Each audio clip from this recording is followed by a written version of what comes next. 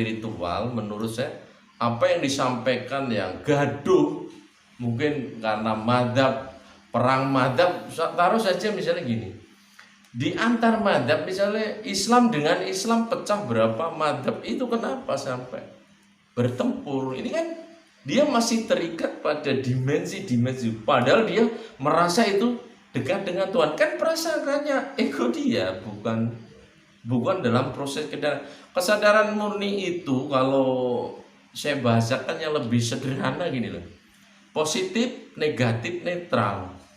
Lah kesadaran murni itu netral. Netral itu akan mencari ruang, ini secara fisika begini ya.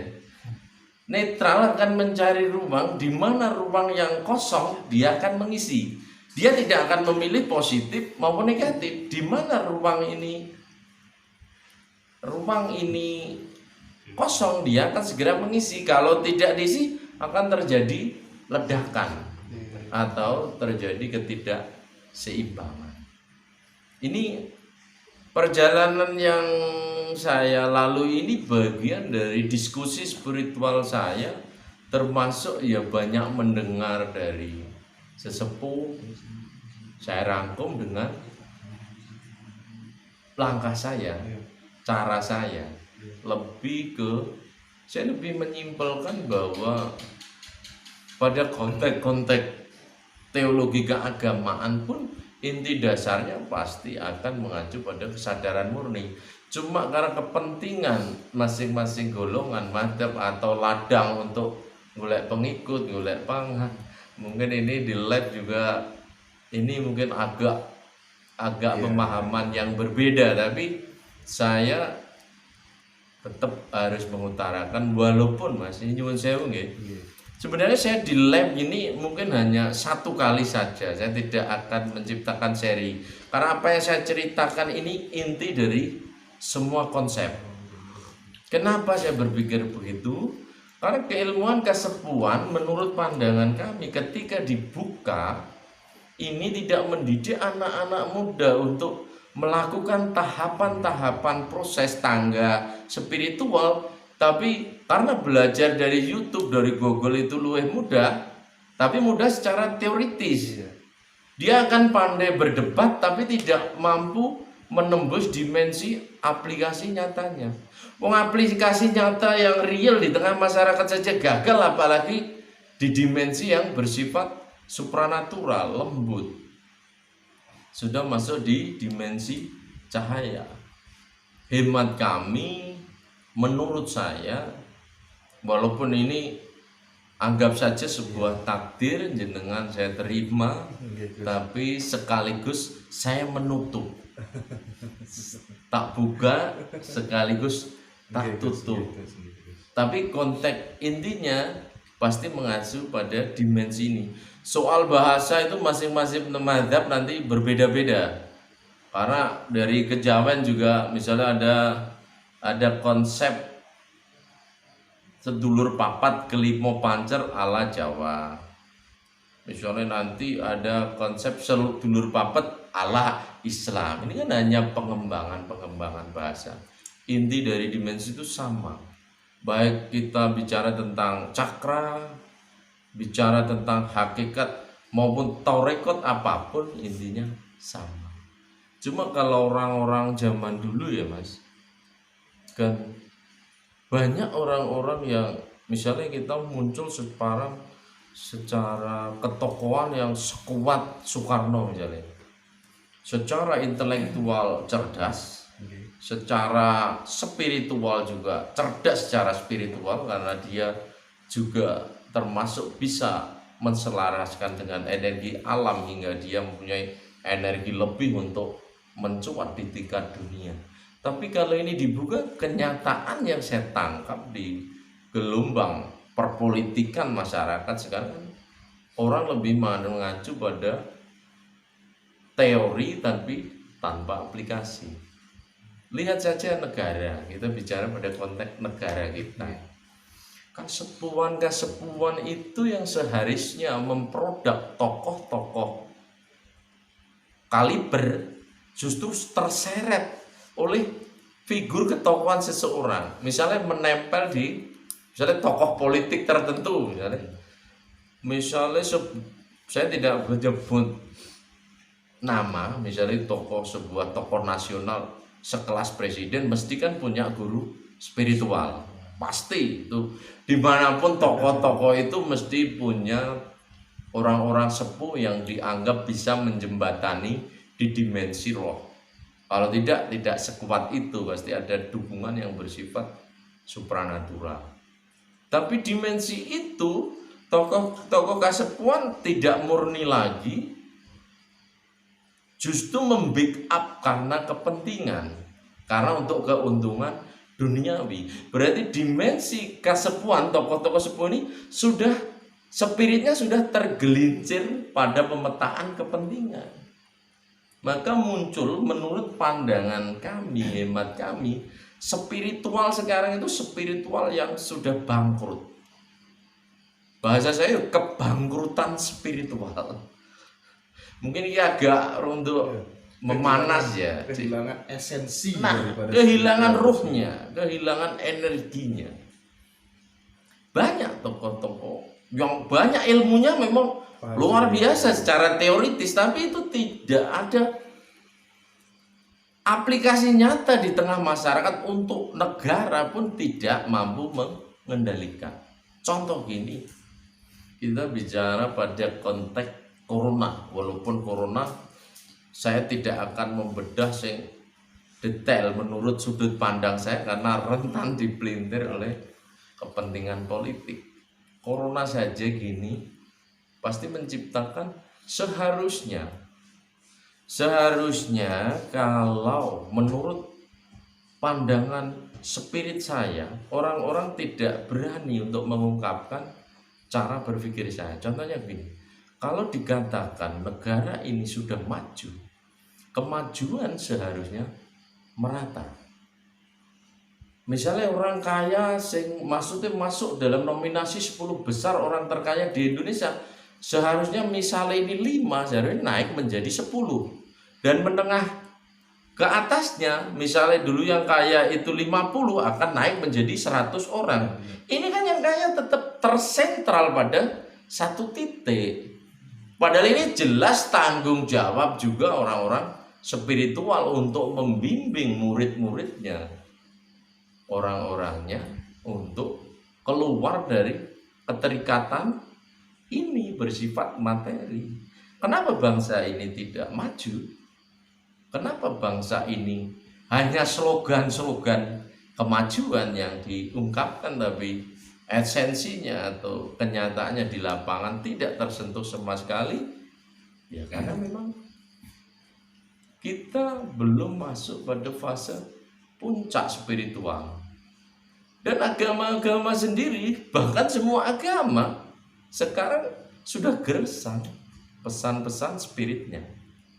Unit agama ritualnya sih rame gitu ya, apapun rame, tapi kan hanya sekedar ritual-ritual tanpa ada energi untuk. Dan saya pantau semua spiritual nggak berani untuk berbicara ke ranah itu. Kalau saya karena bersifat 3 unsur itu, positif, negatif, netral itu adalah satu kesatuan dimensi saya harus mengungkapkan itu karena ruang ini tidak ada yang berani mengungkap. Kenapa tidak ada yang berani mengungkap? Gak tahu, mungkin karena kepentingan, takut priuke gak guling, atau karena dia membackup satu. Kalau saya enggak, karena spiritual itu bersifat independen. Spiritual itu ketika seseorang mampu belajar mengungkap diri sejatinya, menemukan guru sejatinya, seharusnya dia mengungkapkan untuk semua orang, bukan dilabeli untuk kelompoknya. Tapi nek tak bedah secara total, jebol semua. Maksudnya semua profesi jebol. Tapi gitu hati saya belum kayak Gusti Allah urung oleh. Tapi memang saya tangkap dimensi kesadaran sudah naik, tapi yang berbahaya naik secara teoritis. Misalnya regenerasi muda, Mas, nyuwun sewu. Regenerasi muda kan sekarang internet menyajikan berbagai pemikiran yang semua ya, baik filsafat barat, timur dibedah tuntas. Tapi kenyataannya apa? Kita bicara pada konteks yang paling sederhana, tersederhana, tapi itu bagian dari inti pemikiran manusia. Contoh adalah lingkungan hidup. Kita bicara pada modernisasi. Orang membicarakan modernisasi begitu menggebu-gebu, bahwa modernisasi dikatakan sebuah proses puncak dari sebuah peradaban. Saya enggak. Modernisasi adalah proses kegagalan menuju penghancuran murni. Kenapa? Contoh yang sederhana saja. Kita bicara yang hal-hal bersifat rodok kasunyatan ya. Kasunyatan itu mesti mendekati hal-hal yang bersifat ilmiah. Contoh ketika lingkungan hidup pada saat ini mengejar satu program kepentingan global, termasuk pertambangan minyak, termasuk kelapa sawit karena untuk kebutuhan manusia, tanpa hitung-hitung yang tepat, termasuk penambahan lahan, pengurusan lahan, itu akhirnya berdampak. Contoh kecil misalnya di Malang, perubahan hutan di Gunung Arjuna menciptakan banjir, kan gak menyangka yang di bawah, tapi karena perubahan tata ruang yang serampangan, yang ngawur, itu kan bahasa juga atas nama cari makan, atas nama modernisasi. Tapi akhirnya apa yang didapatkan?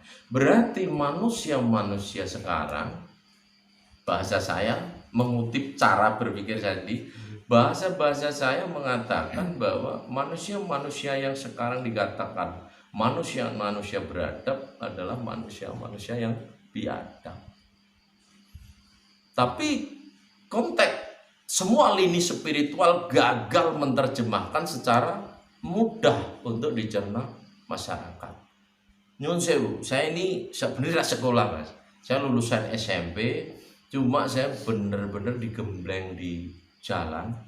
Saya dulu saya itu nek ketemu kasepuan gitu, baik semua kiai kasepuan ya, wah pikiran jeleneh kok nang mboten. Tapi mungkin karena tidak terbiasa dengan bahasa umum, bahasa yang dikurikulumkan atau bahasa buku-buku, mungkin dianggap jeleneh. Tapi itu sebenarnya memang kenyataan hidup seperti itu. Tapi jarang kan orang menyentuh yang level itu. Betul. Bahkan agama sekarang saya katakan bangkrut untuk menerjemahkan misalnya rahmatan lil alamin misalnya di sektor Islam.